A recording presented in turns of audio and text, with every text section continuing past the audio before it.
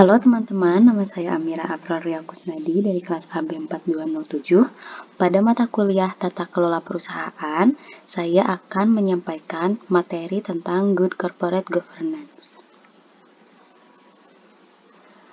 Tata kelola merupakan aturan pengambilan keputusan kolektif dalam pengaturan di mana terdapat pluralitas faktor atau organisasi dan di mana tidak ada sistem kontrol formal yang dapat menentukan ketentuan hubungan antara aktor dan organisasi.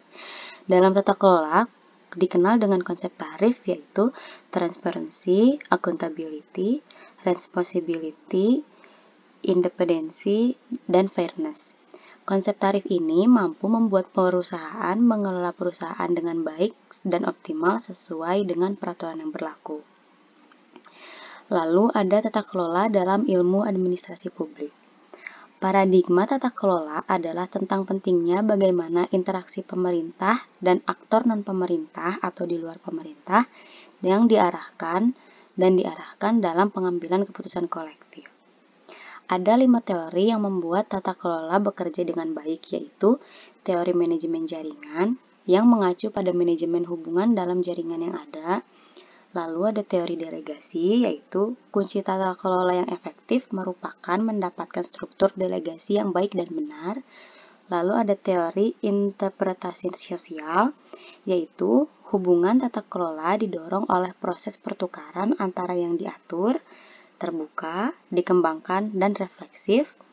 Lalu ada teori sekolah rasionalitas terbatas yang berisi pemikiran tradisi rasionalitas terikat dimulai dengan asumsi yang sama dengan pilihan rasional bahwa orang-orang berorientasi pada tujuan.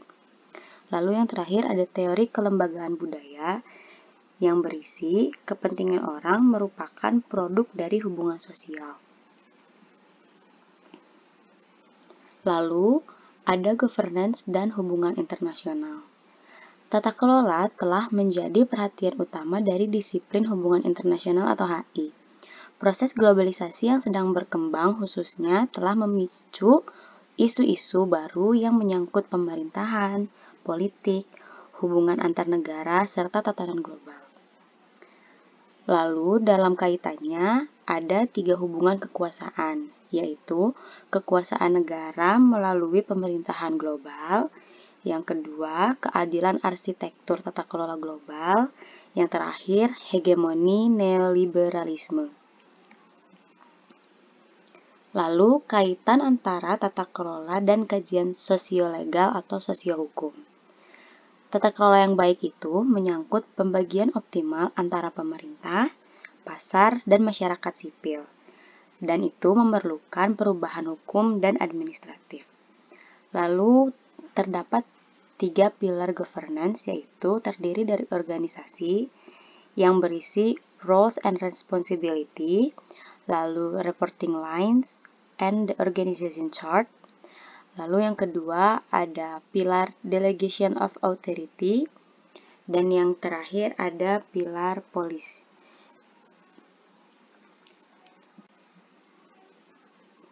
Lalu ada tata kelola korporasi atau corporate governance. Peran tata kelola perusahaan ada 2 hal. Yang pertama, mencakup cara kerja pemegang saham, yaitu manajer, karyawan, kreditor, pelanggan, dan pemangku kepentingan lainnya. Lalu ada berinteraksi satu sama lain dalam membentuk strategi perusahaan. Lalu apa definisi participatory governance atau tata kelola partisipatif? Tata kelola partisipatif mencakup gagasan partisipasi dalam wacana tertentu yang mempengaruhi konstruksi individu sebagai warga negara, anggota komunitas, penerima manfaat klien, pengguna, dan sebagainya.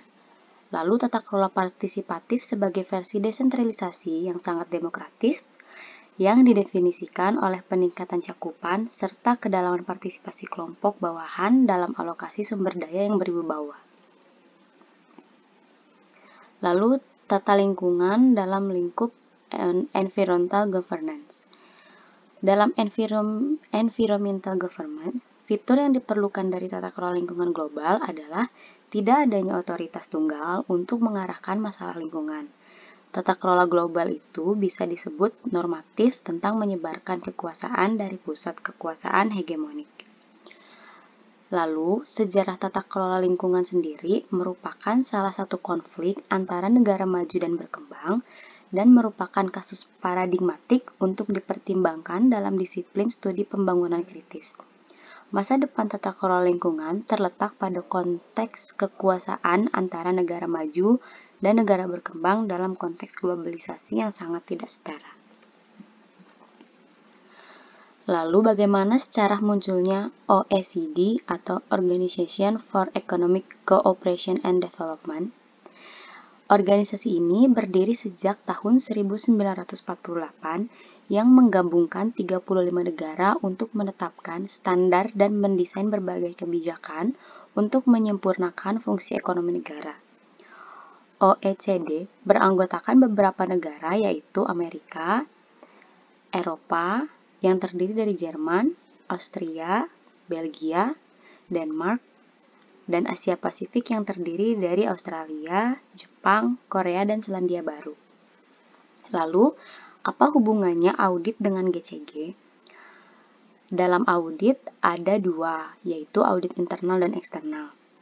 Audit internal yang berperan aktif sebagai mitra bagi manajemen dalam mendukung penerapan Good Corporate Governance atau GCG dengan melakukan evaluasi dan perbaikan proses kerja perusahaan yang berpengaruh pada penerapan nilai perusahaan dan terjaganya akuntabilitas dan membantu menjaga efektivitas pengendalian dengan melakukan audit.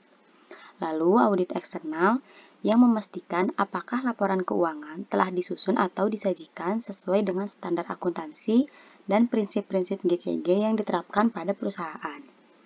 Hubungan auditor dengan GCG adalah auditor memastikan apakah prinsip-prinsip atau pedoman GCG diterapkan dalam perusahaan maupun instansi publik atau pemerintahan.